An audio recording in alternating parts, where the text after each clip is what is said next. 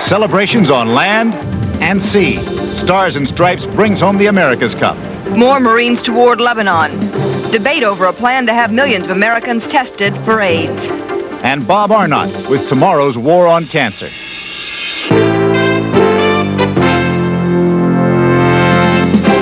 This is the CBS Morning News. Good morning. I'm Forrest Sawyer. And I'm Faith Daniels. It's Wednesday, February 4th. It is over in Australia, and the Americans are the winners. Stars and Stripes this morning finished off Kookaburra 3, sweeping the America's Cup yacht race. After losing in 1983, skipper Dennis Conner is now bringing the America's Cup back to the United States, this time to San Diego. Barry Peterson reports from Australia. They were pouring champagne aboard Stars and Stripes, a clean 4-0 win over the Australians. And when Stars and Stripes sailed into harbor, the sweet sound of victory. The champagne and cheers flowed that much easier. It wasn't that certain early on as Australia's Kookaburra tried to nudge Stars and Stripes across the starting line early, but it didn't work. And nothing else seemed to work for the Australians either. Stars and Stripes pulled farther and farther ahead and never looked back. For American skipper Dennis Conner, it was vindication and revenge. The man at the helm when America lost the cup became the only American who won it back. For young Australian skipper Ian Murray goes the title Conner once held, the man at the helm when his country lost the cup. The Americans had vowed to win the cup, to take it away from the land down under, and they proved what they vowed. What went down is now going back up. The America's Cup once again belongs to America. Barry Peterson, CBS News, Fremantle.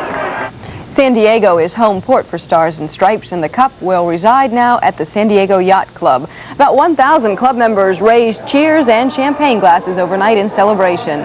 San Diego is now online to host the next America's Cup races in 1990 and 91. But for now, they're all concentrating on this very sweet victory. I think it's the greatest thing we've done for San Diego. I think it's marvelous. We'll do it again someday. If I'm around.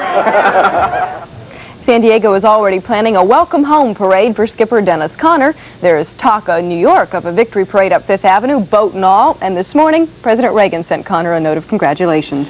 Iran announced this morning that it is expelling Gerald Saib. The Wall Street Journal reporter arrested last Saturday as an Israeli spy. The Iranian Prime Minister would only say that an investigation made the facts of the case clear. Iran had invited Saib to tour the Gulf war front with a group of foreign journalists. The Prime Minister says Saib will be expelled in 2 or 3 days. Muslim leaders in Beirut today are protesting the Muslim kidnapping of Terry Waite, calling his detention un-Islamic. Lebanon is extra tense today in fear of possible U.S. military action.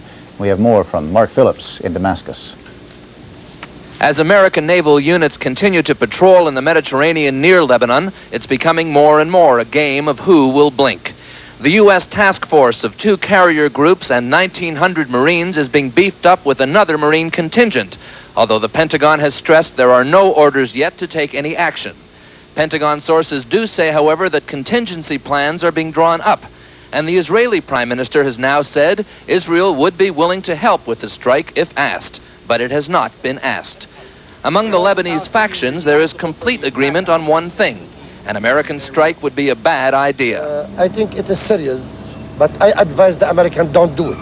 As for the American hostages whose kidnapping has caused the tension, there is no further news today. Just the continued threat that they will be killed if the U.S. attacks. The fate of Anglican negotiator Terry Waite remains equally a mystery. In the meantime, the deadline of next Monday for the release of 400 Arab prisoners held in Israeli jails in exchange for the 4 most recent hostages hangs over the Middle East like a sword, a demand the Israelis have already rejected. Mark Phillips, CBS News, Damascus. It's being reported today that Saudi Arabia agreed back in 1981 to help anti-communist groups around the world so that the Saudis could obtain American AWACS radar planes. The New York Times says the Saudis later tried to funnel $15 million to the Nicaraguan Contras through General Richard Secord, who has been connected to the Contras before. New tensions in Madrid this morning after another clash between police and students. The 2 sides battled in the streets outside Parliament last night. The demonstrators threw rocks and beer bottles. The police responded, as you see, with water cannons. 17 people arrested. The protesters are demanding subsidies for poor high school students and free access to universities. But the Spanish government says their demands are unrealistic. Flamboyant entertainer Liberace remains in a coma this morning, and a spokesman says his death is very near. A priest has administered last rites to the 67-year-old Liberace at his bedside in Palm Springs, California. He's suffering from emphysema, heart disease, and anemia.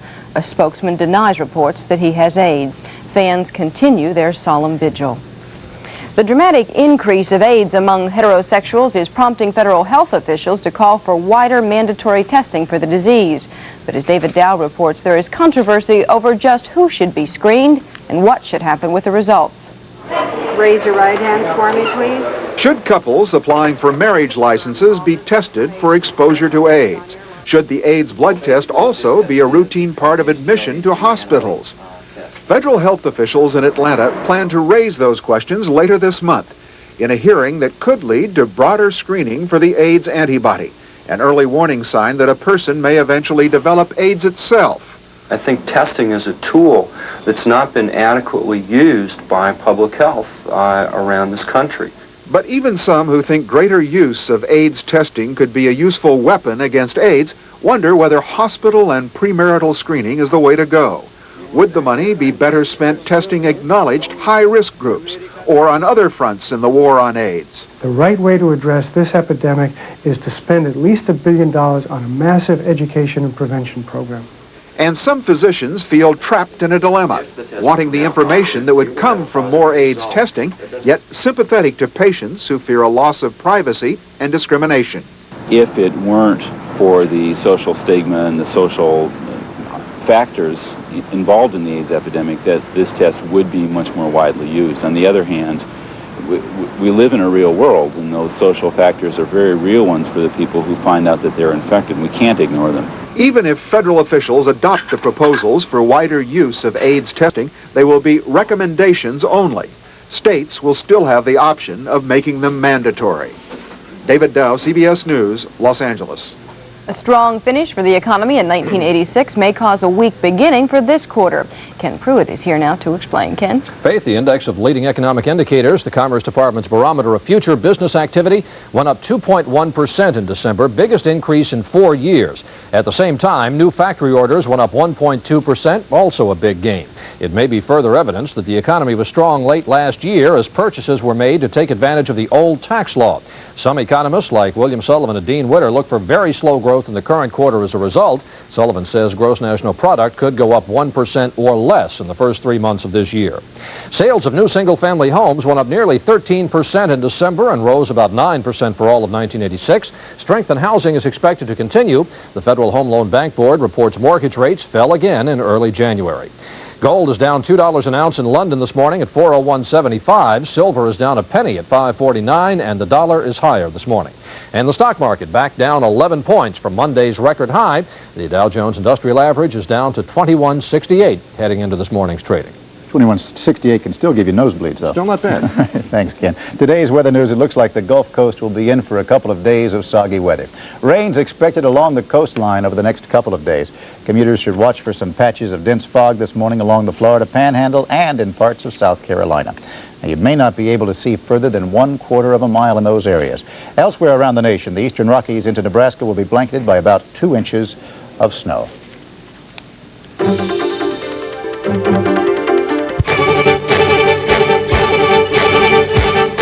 This is the TV8 Morning News, brought to you by Direct Delivery and Distribution. Here's Todd Magel. Good morning. Cloudy skies in Des Moines, 28 degrees. A Sioux Line Railroad train carrying fuel to Davenport derailed just south of Dubuque last night. A spokesman for the railroad says 8 cars on the southbound train jumped the track about 8 o'clock. Apparently all the cars remained intact and upright. No injuries were reported. A Sioux spokesman says 3 cars of the train carrying hazardous materials were not involved in the derailment. The accident is under investigation. A big crowd last night at a public hearing on improving a stretch of road in Polk and Warren counties. More than 300 people packed into the Carlisle High School auditorium to hear a DOT proposal on widening Highway 5 from Southeast 14th Street through Carlisle to Hartford. The $20 million project would make the road 4 lanes. It's now 2. Many at the hearing are in favor of the project. The accident history that this stretch of highway has got, it's running nearly double what the usual rate is. And as a member of the public safety community, we're just pretty tired of picking up mangled bodies off of this section of highway. As a whole, I'm for the project. I just think that they should weigh the input that's been presented to them here tonight and consider it rather than just bulldoze their way through. If the DOT approves the widening plan, 20 homes would be relocated. February 17th is the deadline for a more public comment on the proposal. Weather forecast is next. If you're a shipper or business owner, you know how important a long-distance delivery service can be. You need a carrier that's fast, economical, and dependable. That's what direct delivery and distribution is all about. It's the only delivery service in Des Moines that guarantees overnight delivery by truck to and from these Nebraska cities. There's no weight limit, and our prices are competitive or better than other carrier services. For guaranteed overnight delivery, call Direct Delivery and Distribution. Service is our guarantee. Well, it looks like we might be in for some light snow later on tonight. Well, the forecast for today calls for partly cloudy skies with a high near 40. And tonight, increasing cloudiness with a chance of flurries, a low in the middle 20s. Tomorrow becoming partly cloudy with a high around 40. Currently in Des Moines, cloudy skies, winds out of the northeast at 5 miles per hour, humidity 81%, barometer 30.33 and rising. It's 28 degrees in Des Moines. Back with more local news and weather in about 10 minutes.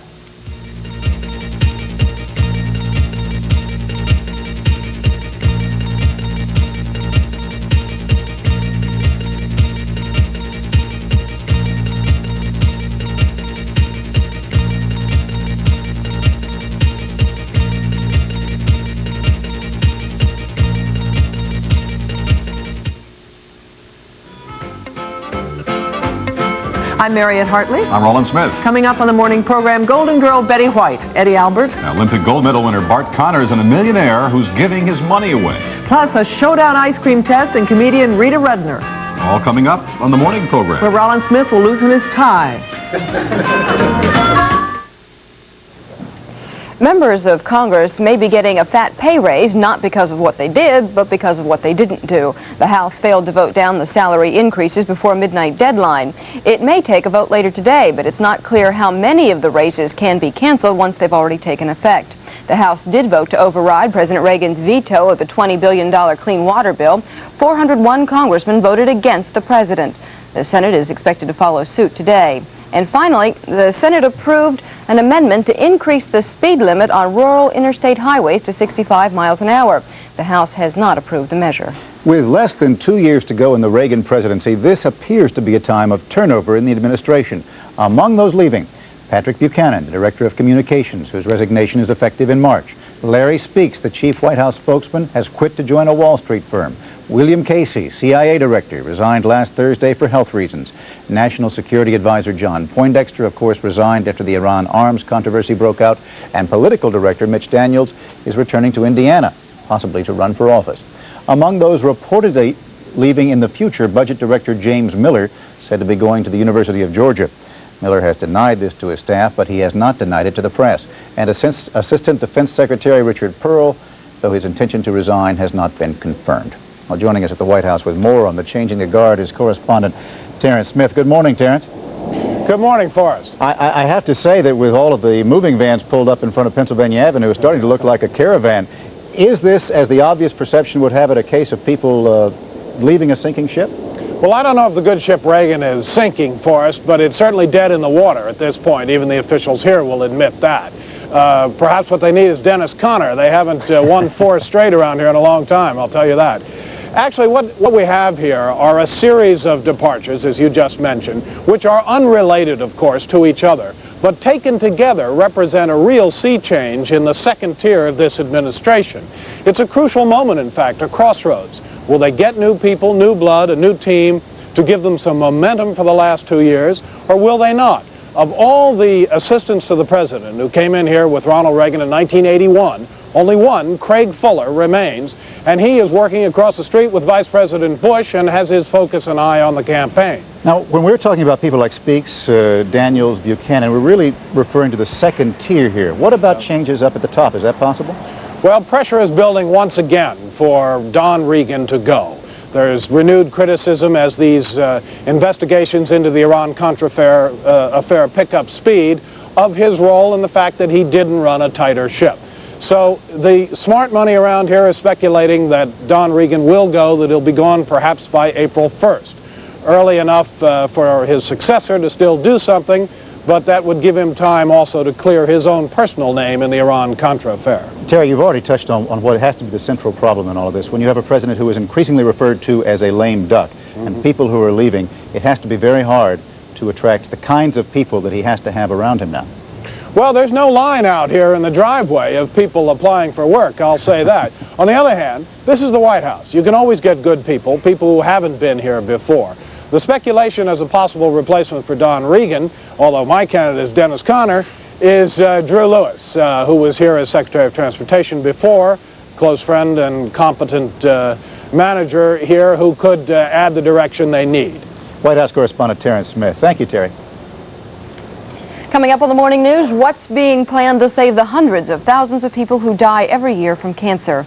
Dr. Bob Arnot will have a special report.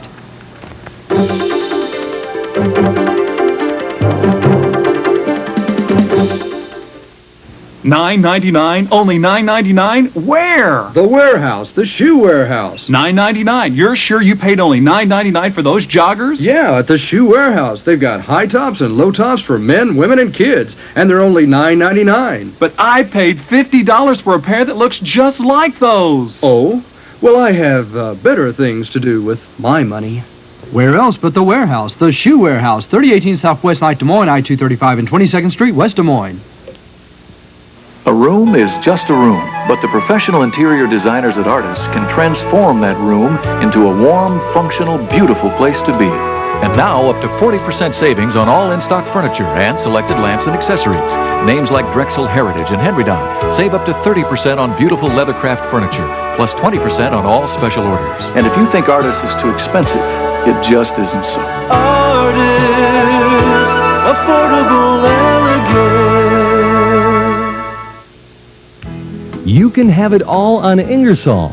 Select from fine restaurants offering a wide array of tastes and preferences. Ingersoll Avenue, often called Restaurant Row, features many dining options at one locale. Treat yourself to an enjoyable dining and entertainment experience tonight by choosing any one of these fine restaurants on Ingersoll Avenue.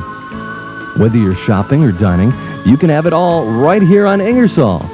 Ingersoll Avenue, located just west of downtown Des Moines.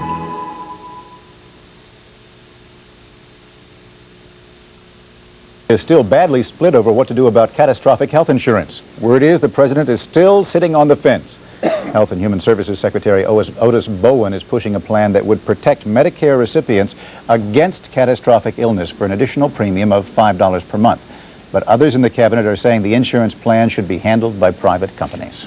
During 1987, it's estimated that cancer will strike nearly 1 million Americans and kill nearly 500,000. The numbers are terrifying. But there may be better news in the years to come. This morning, we begin a special three-part report on tomorrow's war on cancer as we look at the promising new horizons in diagnosis, treatment, and prevention. Diagnosis is the subject today. Our medical correspondent, Dr. Bob Arnot, has that part of the story. Good morning, Faith. The American Cancer Society estimates that more than one-third of those expected to die of cancer this year, those might have been saved by early diagnosis and proper treatment. By the end of this century, though, new techniques should let doctors make that life-saving diagnosis earlier than ever and more easily than ever. This machine, the Magnetic Resonance Imager, or MRI, may hold the key to quick searches for cancer anywhere in the body. MRIs can now do a slow but detailed search of any slice of the body.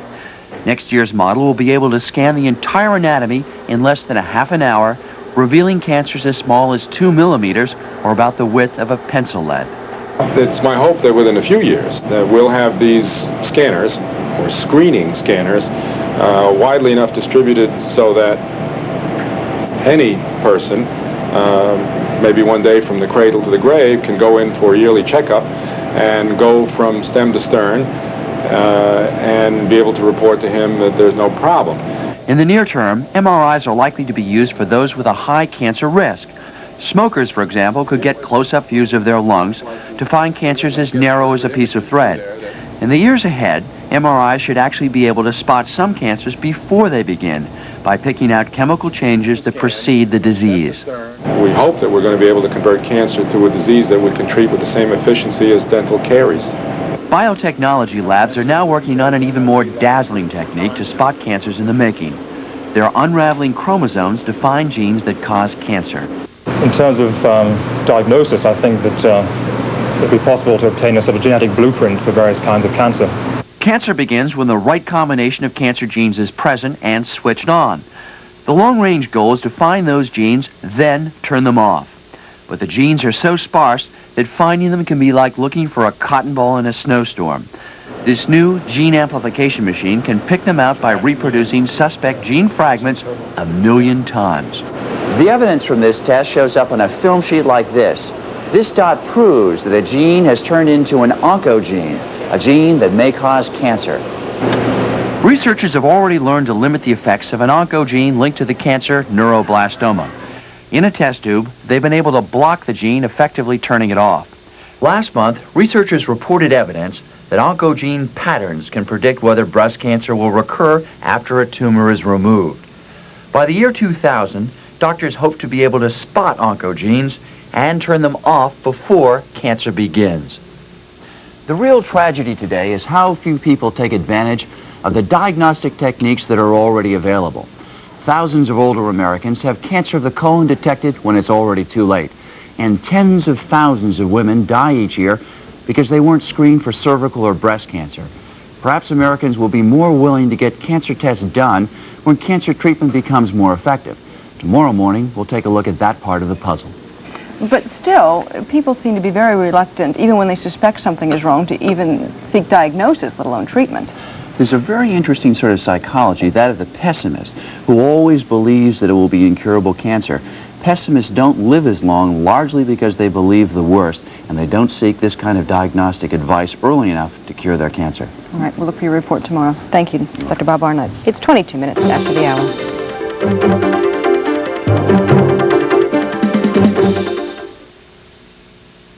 I lost 63 pounds eating meals like spaghetti and meatballs, Salisbury steak, chili, desserts like chocolate pudding, chocolate frozen delight.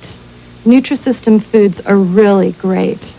On my last diet, I thought I was going to starve. I lost 63 pounds on Nutrisystem and I loved every bite. I just ate my way to success. Call Nutrisystem now. We succeed where diets fail you. Hello, I'm Dick Terp from Intermart. We are contacting Des Moines area residents regarding the Keyholder program. The merchants' names appearing in this commercial are just a few of the participating businesses. If you have not received your key, call 263-3092 for details. This is not a contest and there is no cost or obligation. Call now.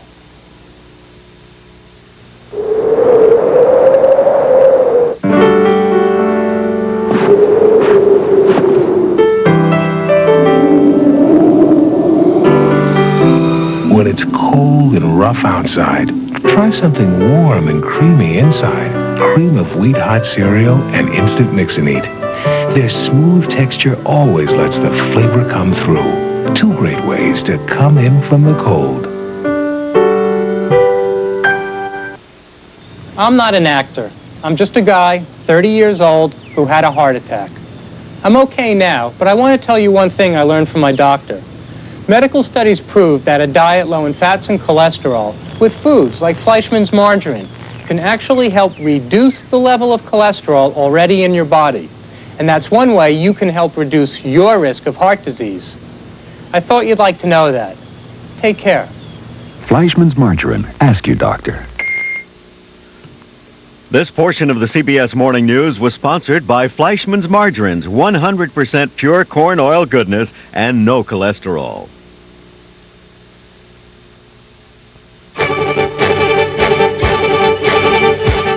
This is the TV8 Morning News. Here's Todd Magel. Good morning. Cloudy skies in Des Moines, 28 degrees. Two railroad companies have asked the U.S. District Court in Des Moines to declare an active of God led to a train derailment in which several cars plunged off a bridge into the Des Moines River near Boone.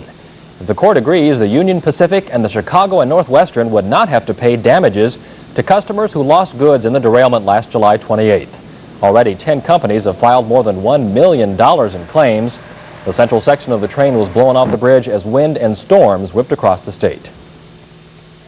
State transportation officials say they're growing alarmed over a series of violent attacks at highway weigh stations. The attacks have included arson, gunfire, and shattered windows. The DOT says the violence may be in retaliation for sanctions state inspectors have issued to truckers. None of the damage has occurred when the weigh stations are open. No arrests have been made. Lottery officials Tuesday told lawmakers Iowa's fledgling gambling efforts are suffering growing pains, and new games will be needed if the state wants to collect their money it expects next year. Lottery Commissioner Ed Stanek told the House Economic Development Committee the new games must include video lotteries and a multi-state effort. A Marshalltown High School student has written a letter to Russian Soviet leader Mikhail Gorbachev asking for her own mini-summit. 16-year-old Tracy Schuster says her high school Russian class will visit the Soviet Union this summer, so she thought she'd ask Gorbachev to meet with the class. How to stop the Midwest farm crisis? Well, Iowa State University economist Neil Harrell says there are permanent solutions like war, plant disease, and nuclear meltdown. Harrell told an Iowa-Nebraska Farm Equipment Association Tuesday that while he hopes the events don't happen, they would turn the fortunes of farmers around. Weather is next. Special Income Tax Bulletin. Confused about the new tax laws?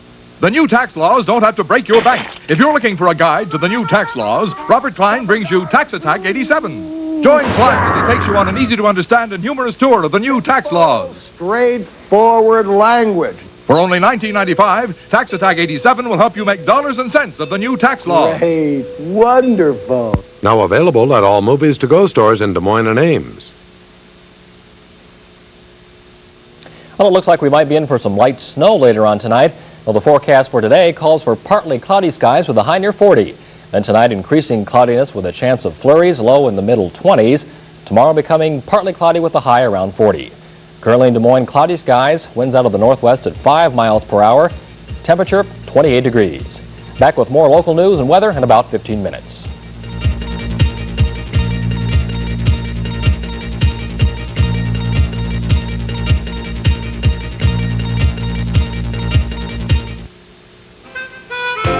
Next on the morning program, Golden Girl Betty White, Eddie Albert, Olympic gold medal winner Bart Connors, and a millionaire who's giving money away. You be there too. On the morning program. There will be celebrations for Stars and Stripes after Dennis Conner and his crew won back the America's Cup from Australia. It was sweet revenge for Conner, who lost the Cup in 1983. And it's been a great privilege for Dennis Conner and the crew of Stars and Stripes to be down here in Australia and really get to know the Australian people. They're great sportsmen. They couldn't have been nicer to us, and we're going to certainly take this message back home to America, and I can't tell you how much we enjoyed getting to know you and your people. I had a distinct feeling Dennis Conner is going to be there when the next race comes about in San Diego, which will be 4 years from now. And they will probably be celebrating straight on through till 1990. That is the CBS Morning News, Wednesday, February 4th. I'm Forrest Sawyer. And I'm Faith Daniels. You have a great Wednesday.